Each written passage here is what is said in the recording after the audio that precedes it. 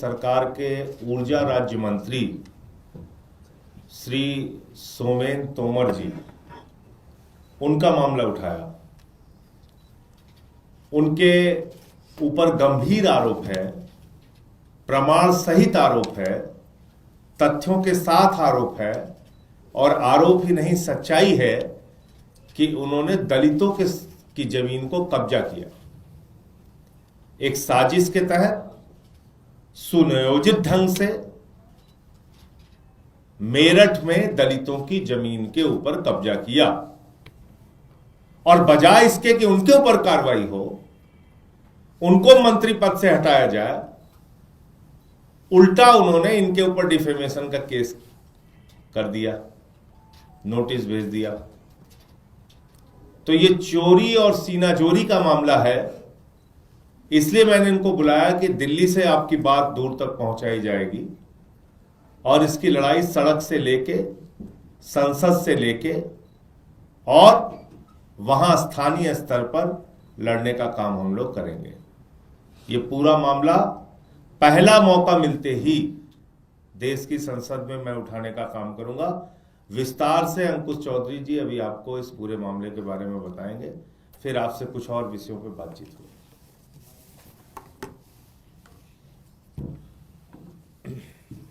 बहुत बहुत धन्यवाद। सबसे पहले उत्तर प्रदेश सरकार के ऊर्जा राज्य मंत्री यानी कि योगी आदित्यनाथ जी के साथ में बैठ के उत्तर प्रदेश की नीति निर्धारण बनाने वाले और करने वाले, उन्होंने सुनियोजित तरीके से मेरठ जिले के कायस्थ कांवड़ी गांव, जो उन्हीं की विधानसभा में पड़ता है, 47 दलित लोगों की जमीनों को खरीदने का काम किया। खरीदा किस तरीके से?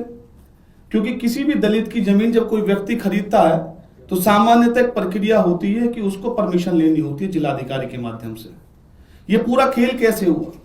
और उस जगह पे हुआ जहां पे एक इंटीग्रेटेड टाउनशिप का शिलान्यास उत्तर प्रदेश के मुख्यमंत्री योगी आदित्यनाथ करके गए।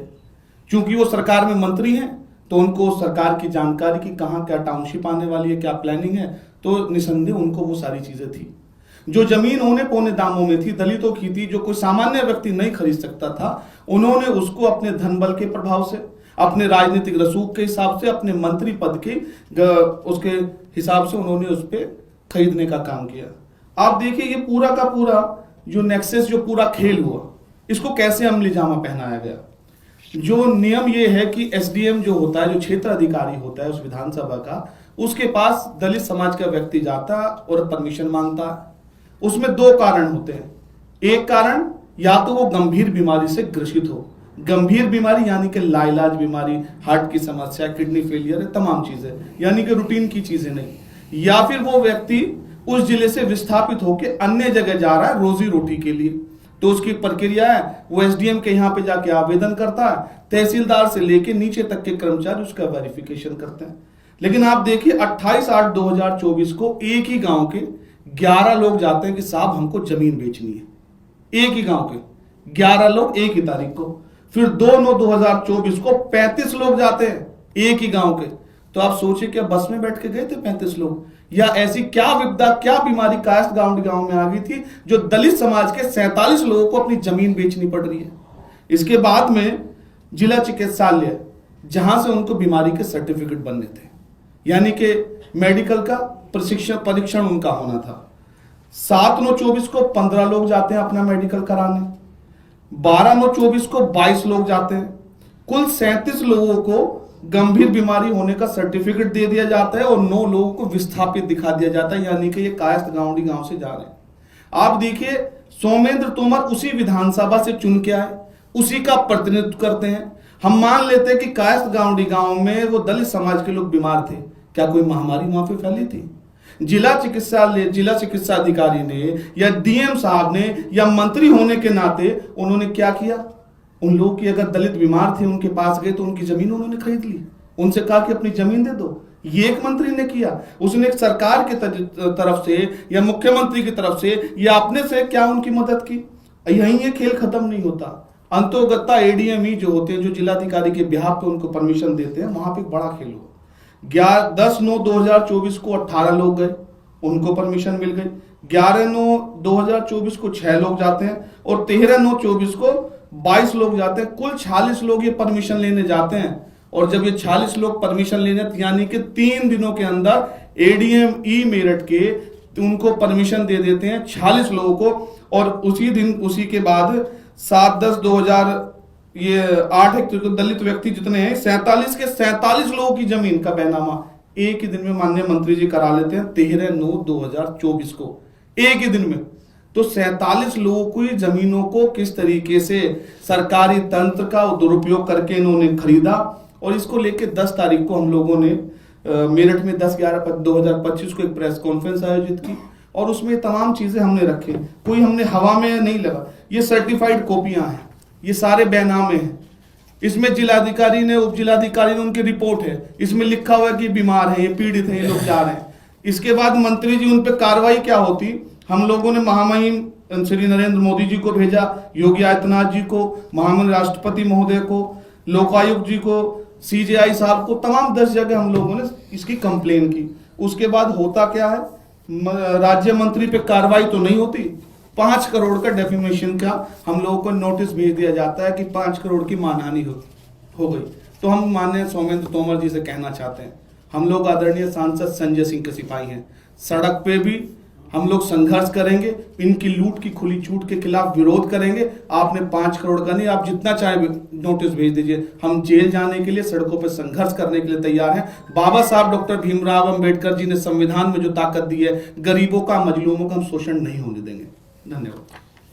तो आपने देखा इसमें 2-3 बड़ी इंटरेस्टिंग बात है कि एक तो गंभीर बीमारी का प्रमाण पत्र जिला चिकित्सा अधिकारी ने जारी किया है। दूसरा, एक ही गांव के बीमार 47 लोग जो दलित समाज से आते हैं, वो अलग अलग लोगों के पास जमीन बेचने के लिए जा सकते थे, वो सारे के सारे इकट्ठा होके मंत्री जी के ही पास क्यों गए कि आप हमारी जमीन खरीद लीजिए। इसका मतलब जो आरोप है कि इस सुनियोजित साजिश के तहत दलितों की जमीन खरीदी गई, ये पूरा वो मामला है। मैं साफ तौर पे कहना चाहता हूं कि ये 5 करोड़ का जो डिफेमेशन का नोटिस मिला है, इसके खिलाफ आम आदमी पार्टी मेरठ में आंदोलन करेगी। सदन में भी मैं ये मामला उठाऊंगा, सोमेंद्र तोमर की ये जो जमीन घोटाले का मामला है, और इसके अलावा जरूरत पड़ेगी तो वहां पर हम लोग रैली सभा करके भी इसका विरोध करेंगे। आपका कोई प्रश्न हो? इसमें आपने बताया 37 को बीमार दिखाया, 10 को विस्थापित दिखाया। हाँ, 37 को बीमार दिखाया, 10 को विस्थापित दिखाया। उन लोग का क्या कहना है, क्या जबरन ली गई उस जमीन? अब वो तो गरीब लोग हैं, डरे हुए हैं। उनका एक अखबार के डिजिटल चैनल ने स्टिंग ऑपरेशन भी किया था, जिसमें इसका खुलासा किया था कि किस तरीके से ये पूरा खेल मंत्री ने किया उनके साथ। लेकिन वो बहुत ज्यादा हिम्मत या ताकत नहीं दिखा सकते कि आके सब कुछ कैमरे के सामने खुद से बोले। आज संसद में, लोकसभा में चर्चा हुई जो वंदे मातरम गीत के 150 साल पूरे होने पे प्रधानमंत्री ने अपनी बात रखी। उन्होंने जो पहले प्रधानमंत्री थे पंडित जवाहरलाल नेहरू, उन्हें लेकर निशाना साधा कि उन्होंने दबाव में आकर इसमें एक तरह से कई बदलाव किए और पीछे हटे इस मामले में। देखिए, मैं एक एक चीज स्पष्ट कर रहा हूँ। पहली चीज तो जहां तक आम आदमी पार्टी का प्रश्न है, हम लोग अपने हर कार्यक्रम में भारत माता की जय, वंदे मातरम, तिरंगा झंडा फहराना, ये सब कुछ करते हैं और करना भी चाहिए। आम आदमी पार्टी ने जब अन्ना आंदोलन की शुरुआत की थी, इस देश ने उतने तिरंगे झंडे सड़कों पर देखे लोगों के हाथों में और छोटे छोटे बच्चों के हाथों में, जितना शायद हिंदुस्तान के इतिहास में कभी नहीं देखा गया होगा। हमने वंदे मातरम लगाया, हमने भारत माता की जय लगाया, लेकिन भारतीय जनता पार्टी का इससे क्या लेना देना है?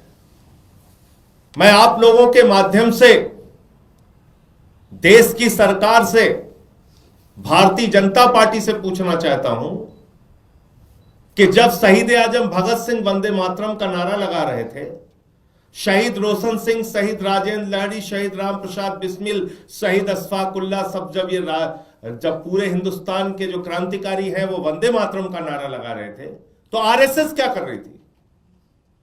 बीजेपी के पुरखे क्या कर रहे थे? ये कह रहे थे हिंदुस्तान के टुकड़े होने चाहिए, 2 राष्ट्र बनना चाहिए। ये कह रहे थे 3 रंग अशुभ होता है, तिरंगे झंडे को अस्वीकार करना चाहिए। ये कह रहे थे, श्यामा प्रसाद मुखर्जी की चिट्ठी है, रिकॉर्डेड हिस्ट्री है, फजलुल हक की गवर्नमेंट में वो डेप्यूटी चीफ मिनिस्टर थे बंगाल के अंदर, फाइनेंस मिनिस्टर थे, उन्होंने अंग्रेज गवर्नर को चिट्ठी लिखी थी 42 का भारत छोड़ो आंदोलन कुचल देना चाहिए और हम आपके साथ खड़े हैं हुजूर माई बाप। ये अंग्रेजों को चिट्ठी लिखी थी, किसने? श्यामा प्रसाद मुखर्जी ने। कौन थे वो? जनसंघ के पहले अध्यक्ष। जनसंघ कौन सी पार्टी है? जिससे बीजेपी का जन्म हुआ। और आगे आइए, 3 राज्यों के अंदर, नॉर्थ वेस्ट फ्रंटियर, सिंध प्रांत और बंगाल, तीनों राज्यों में मुस्लिम लीग और उस समय के वीर सावरकर और श्यामा प्रसाद मुखर्जी की हिंदू महासभा, इन लोगों ने, आरएसएस के लोगों ने मिलकर सरकार बनाई थी। किसके साथ? जिन्ना के साथ। ये रिकॉर्डेड हिस्ट्री है, मैं कोई गलत बात नहीं कह रहा हूं। और श्यामा प्रसाद मुखर्जी किसकी गवर्नमेंट में फाइनेंस मिनिस्टर थे? फजलुल हक। फजलुल हक कौन था? जब हिंदुस्तान और पाकिस्तान का बंटवारा हो गया तो उनकी सरकार में होम मिनिस्टर था फजलुल हक, यानी जो आज अमित शाह है वो फजलुल हक था। और उसके साथ कौन था? श्यामा प्रसाद मुखर्जी। जिन्ना की कब्र पे कौन गया माथा टेकने? अडवाणी जी। किस पार्टी के नेता हैं? बीजेपी के। तो भारतीय जनता पार्टी अपने गुनाहों को वंदे मातरम जैसे देशभक्ति नारे के पीछे, भारत माता की जय देशभक्ति जैसे नारे के पीछे अपने आप के अपने गुनाहों को छिपाना चाहती है।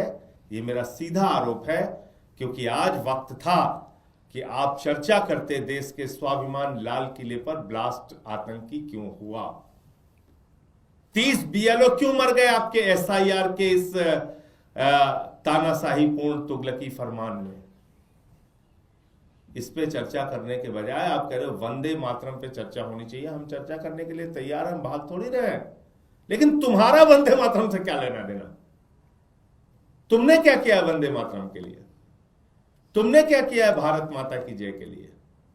और वंदे मातरम का मतलब मातृभूमि की वंदना। कहां कर रहे हो मातृभूमि की वंदना? देश का एयरपोर्ट तुमने बेच दिया अडानी को, देश का समुद्री तट तुमने बेच दिया, तुमने छत्तीसगढ़ में जंगल बेच दिया अडानी को, तुमने 1 रुपए में 1050 एकड़ जमीन और 10 लाख पेड़ आम और लीची के बेच दिया भागलपुर में अडानी को। 1 रुपए में, 1 रुपए में एक आम नहीं मिलेगा। आपने 10 लाख आम और लीची के पेड़ बेच दिए। आप मातृभूमि को बेच रहे हो और वंदे मातरम कहना चाहते हो, और चाहते हो कि आपको एक्सपोज ना किया जाए। ये मातृभूमि की वंदना है। तेल आपने बेच दिया, सेल आपने बेच दिया, रेल आपने बेच दिया, गैस आपने बेच दिया, बिजली आपने बेच दिया, पानी आपने बेच दिया, एयरपोर्ट बेच दिया, सी पोर्ट बेच दिया। तो ये कितने नकली लोग। इनका एक मंत्री है, मैं सोच रहा था क्यों ये चर्चा करा रहे हैं। इनका एक मंत्री है उत्तर प्रदेश का, ऊर्जा मंत्री ए के शर्मा। उसको सब लोगों ने एक बार घेर लिया, बोले मंत्री जी 21-21 घंटे लाइट नहीं आती, 21-21 घंटे लाइट नहीं आती है, हमारे बच्चे कैसे सोएंगे, कैसे रहेंगे, कैसे हम अपना व्यापार करेंगे। बोला जय श्री राम, जय बजरंगबली। भैया भगवान श्री राम ने आपको कहा है कि तुम निकम्मे हो जाओ, नाकारा हो जाओ, अपनी जनता को बिजली मत देना, और जब वो बिजली मांगे तो हमारा नारा लगा के बच के निकल लेना। ये भगवान श्री राम ने आपको कहा है। तो अपने पापों को छिपाने के लिए ये धार्मिक नारों का और देशभक्ति के नारों का इस्तेमाल करते हैं, उसके पद चिन्हों पर नहीं चलते। हमारा विरोध इस बात को लेकर है। संजय, इसके अलावा एक उत्तर प्रदेश से जुड़ा हुआ सवाल है। योगी आदित्यनाथ ने सुबह चिट्ठी लिखी है जनता को और ऐलान किया है कि अवैध रूप से रोहिंग्या और बांग्लादेश जो रहे उनके खिलाफ सख्त एक्शन होगा। जनता से भी अपील की है अपने यहाँ रखते हुए थोड़ा सावधानी बरतें। तो 11 साल से घास छील रहे थे क्या है लोग? भाई 11 साल से मोदी जी और अमित शाह और योगी जी ये सब घास छिलाई में लगे हुए थे कि हम काम नहीं करेंगे, बिल्कुल नाकारेपन पे उतारू रहेंगे, जब चुनाव आएगा तब हम घुसपैठिया रोहिंग्या करेंगे। अब कह रहे हैं डिटेंशन सेंटर बनाना है। पहले हमें चलो बिहार वाला दिखाओ डिटेंशन सेंटर। 80 लाख लोगों के नाम काटे ना वहां पे, कहां बनाया डिटेंशन सेंटर? कितने घुसपैठिया मिले बिहार में? वहां भी तो पकड़ रहे थे घुसपैठिया, महाराष्ट्र में भी पकड़ रहे थे, हरियाणा में भी पकड़ रहे थे, अभी यूपी में इनको घुसपैठिया। तो भाई आप 11 साल से यहां पे ट्रंप की सरकार है क्या? यहां पर ओबामा की सरकार है क्या? यहां कौन है? जॉर्ज बुश है क्या देश का राष्ट्रपति? नरेंद्र मोदी है ना महामानव। क्यों नहीं भगाया बांग्लादेशी घुसपैठिया? योगी आदित्यनाथ इंतजार कर रहे थे कि चुनाव जब 2027 का आएगा तब हम चिल्लाएंगे घूम घूम के घुसपैठिया रोहिंग्या। अब बिहार का चुनाव खत्म हो गया, 80 लाख लोगों के वोट कट गए, रखा उनको डिटेंशन सेंटर में। कहां बनाया दिखाओ पहले। तो जिनको मुद्दों पे बात नहीं करनी है उनको इन्हीं मुद्दों पे बात करनी है। तो अब इस देश की जनता को भी तय करना है कि आपको धक्के खाने हैं, अपने बच्चों का स्कूल बंद करवाना है, बिजली के दाम बढ़वाने हैं, गुंडागर्दी और माफियागिरी बढ़वाना है, तो आप इनको वोट देते रहिए। ये तो यही काम करेंगे, काम आपके लिए कुछ नहीं करेंगे। वो दिल्ली के लोगों ने भी देख लिया, यूपी में भी वही हो रहा है। कोई रोजगार नहीं है, खाद की एक बोरी के लिए लोग लाइन में लग के मर जा रहे हैं, बिजली की कटौती 8-8 10-10 घंटे है, पूछो तो कहते हैं जय श्री राम। तो ये मुझे लगता है कि देश की जनता को भी अब सावधान हो जाना चाहिए और सोचना चाहिए।